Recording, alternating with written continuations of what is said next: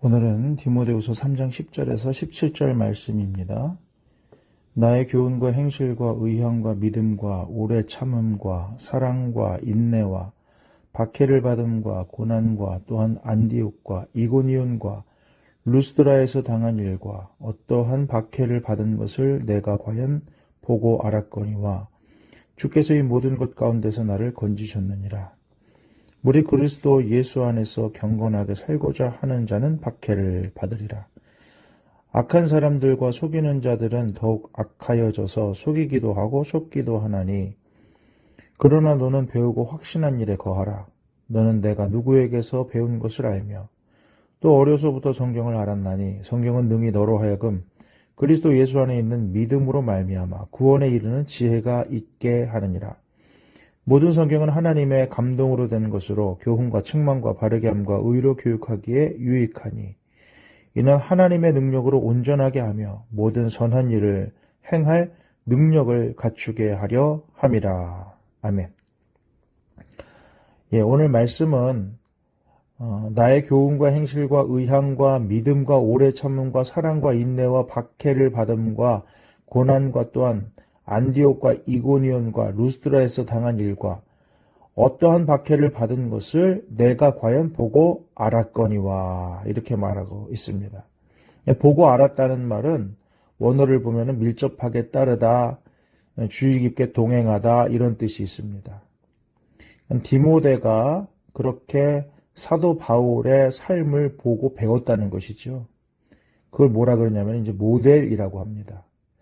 사도 바울은 디모데에게 모델이 되는 인생이었다라는 것이죠.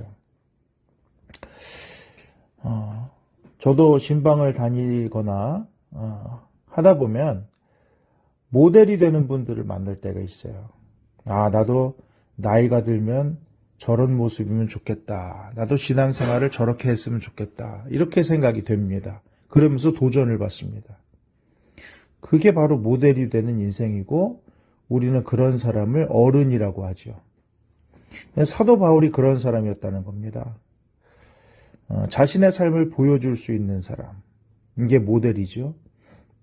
그런데 내가 교회 교리는 문제가 없는데 당신의 삶을 보니까 나는 교회 가고 싶지 않아. 이런 얘기 들을 때가 있지 않습니까? 그거는 내 삶은 모델이 되고 있지 못하다라는 것이죠. 믿음으로 성장하고 있고 믿음 안에서 자라고 있다면 누군가에게 모델이 되는 인생이 돼야 되지 않겠습니까? 바울은 그것을 자신 있게 말하고 있는 것입니다. 나는 너에게 모델이 되는 인생이 되었다. 이 모든 것들 가운데서 주께서 나를 건지셨다. 이것 또한 디모데가 본 것이죠. 자, 무릇 그리스도 예수 안에서 경건하게 살고자 하는 자는 박해를 받으리라.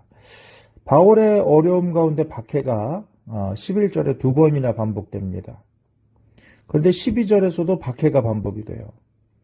무릇 그리스도 예수 안에서 경건하게 살고자 하는 자는 박해를 받는다. 그러면 경건하게 산다는 것은 결국 그리스도 예수 안에서 산다는 것을 의미합니다. 내가 조용하게 움직이고 뭘 어떻게 해서가 아니라 예수 안에 있는 자가 경건하게 사는 자죠. 그리고 그 경건하게 사는 자는 박해를 받는 겁니다. 다시 말하면 예수 안에 있는 자는 박해를 받게 되는 것이죠. 박해는 왜 할까요? 자신의 이득을 위해서, 자신의 어떠함을 위해서 남을 박해하는 것이죠. 예수님께서는 요한복음 15장 20절에 사람들이 나를 박해하였은즉 너희도 박해할 것이다 라고 말씀하십니다. 마태복음 5장 11절에는 나로 말미암아 너희를 욕하고 박해하고 거짓으로 너희를 거슬러 모든 악한 말을 할 때에는 너희에게 복이 있나니. 12절 기뻐하고 즐거워하라 하늘에서 너희 상이 큼이라. 이 박해라는 것이 안 좋은 것이지만은 그 결국은 유익을 주는 것이다. 하늘에서 상이 있다. 왜 있겠습니까? 예수님 때문에 받는 박해이기 때문에 그래요. 뭘 잘못해서 받는 어려움이 아니라 예수님 안에서 살고 자 했기 때문에 오는 박해죠. 그래서 그 박해를 기뻐하고 즐거워하고 그것을 하늘의 상급으로 볼 수 있는 지혜가 있어야 된다. 이런 생각을 하게 됩니다. 그런데 우리는 박해를 싫어하기 때문에 예수 안에서 경건하게 살아가는 것을 추구하지 못하는 경우도 있습니다. 자, 14절. 그러나 너는 배우고 확신한 일에 거하라. 너는 내가 누구에게서 배운 것을 알며 또 어려서부터 성경을 알았나니 성경은 능히 너로 하여금 그리스도 예수 안에 있는 믿음으로 말미암아 구원에 이르는 지혜가 있게 하느니라. 성경이 믿음과 연합하여 구원에 이르는 지혜가 있게 한다는 거예요. 그러니까 믿음이 없는 사람이 성경을 보면 구원에 이르는 지혜를 얻지 못합니다.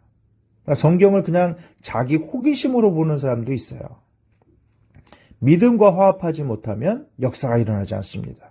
그러니까 성경을 읽을수록 별로 교회 안 가고 싶고, 성경을 읽는데도 기쁘지 않고, 성경을 읽는데도 예수님의 모습이 안 드러나고 내 모습만 드러나고 내 욕심만 드러나고 내 자랑만 말하고 있고, 그 이유는 하나입니다. 믿음이 없기 때문에 그래요. 믿음이 없으면, 예수 안에 있는 믿음이 있으면 그 믿음이 성경 안에서도 구원에 이르는 지혜를 얻게 하고 이 세상에 보면서도 하나님께서 주시고자 하는 많은 것들을 얻게 만듭니다. 관건은 믿음의 문제라는 것이죠. 자, 16절에 모든 성경은 하나님의 감동으로 된 것. 여기서 감동이라는 것은 호흡, 숨결, 이렇게 말할 수 있습니다. 푸뉴마라고도 많이 번역된 성령, 이런 것도 연결이 됩니다. 하나님의 감동으로 된 것으로 교훈과 책망과 바르게 함과 의로 교육하기에 유익하다. 그리스도 예수 안에 있는 믿음, 이것과 하나님의 감동이 연결이 됩니다. 창세기에서도 보면은 뭐라 그래요? 하나님이 사람에게 호흡을 불어 넣어주셔서 생명이 되었다. 살아있는 존재가 되었다. 다시 말하면은 하나님의 호흡은 살리는 능력이 있다는 거예요. 예수 안에 있는 믿음도 마찬가지고 하나님의 감동, 성령의 능력, 이런 것들의 공통점 뭐냐면은 살리는 능력이 있어요. 남을 살립니다. 나도 살리고 남도 살려요. 이게 소멸되면은 말씀을 읽어도 남을 살리지 못하고 말씀을 읽어도 내가 살아나지 못합니다. 이게 큰 문제죠. 하나님께서는 말씀으로 사람을 빚어가셔요. 하나님의 사람으로 빚어가시는데 그거를 교훈, 책망, 바르게 함, 의로 교육하는 거, 이렇게 말하고 있습니다. 그러니까 우리 자신이 어떤 부분에서 깎여나가기도 하고 세워지기도 하고 회복되어지기도 하는데 그게 바로 이 말씀의 능력이에요. 성령의 감동과 연합된 말씀의 능력, 예수 그리스도 안에 있는 믿음과 연합된 말씀의 능력이에요. 그래서 잠언 1장 23절은 뭐라 그럽니까? 나의 책망을 듣고 돌이키라. 보라, 내가 나의 영을 너희에게 부어주며 내 말을 너희에게 보이리라. 하나님께서 책망하시는데 보통은 환경이나 상황이나 사람을 통해서 책망하시는데 그것을 하나님의 책망으로 받아들일 때 하나님의 영이 우리에게 부어진다는 것이죠. 반대로 하나님이 누군가를 통해서 어떤 상황을 통해서 심지어는 말씀을 통해서 우리를 책망하셔도 그걸 받아들이지 않고 상황이나 사람을 괘씸하게 여기는 사람도 있어요. 쳐내는 거죠. 그때 하나님의 영이 부어지지 못한다는 겁니다. 자, 17절. 이는 하나님의 사람으로 온전하게 하며 모든 선한 일을 행할 능력을 갖추게 하려 함이라. 하나님의 사람으로 온전하게 만든답니다. 아까 말씀드렸죠? 하나님의 사람으로 빚어가시는 걸. 모든 선한 일을 행할 능력을 갖추게 한다. 능력이 없어요. 능력이 없습니다. 경건의 모양은 있으나 경건의 능력은 부인하는 자들에게서 내가 돌아서라. 어제 본문 말씀이 있습니다. 능력이 없는 사람, 나도 못 살리고 남도 못 살리고 나도 불안에 떨고 남도 불안하게 만드는 사람. 이 능력이 없기 때문에 그래요. 그 이유는 하나입니다. 성령의 감동이 없고 그리스도 예수 안에 있는 믿음이 없고 내가 예수 안에서 살기로 결단하지 않기 때문에 그렇습니다. 디모데후서 1장 7절은 이렇게 말했잖아요. 하나님이 우리에게 주신 것은 두려워하는 마음이 아니요 오직 능력과 사랑과 절제하는 마음이니. 하나님이 주시는 것은 능력입니다. 혹시 두려우십니까? 하나님의 능력이 부어지기를 축복합니다. 그 이유는 하나밖에 없어요. 그 방법은 하나밖에 없습니다. 성령, 믿음, 이런 것밖에 없어요. 그것이 말씀과 결합할 때 우리를 살리고 남도 살리는 능력이 되더라.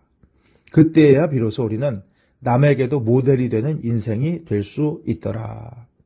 오늘 하루도 그리스도 예수 안에서 살 수 있기를 축복합니다.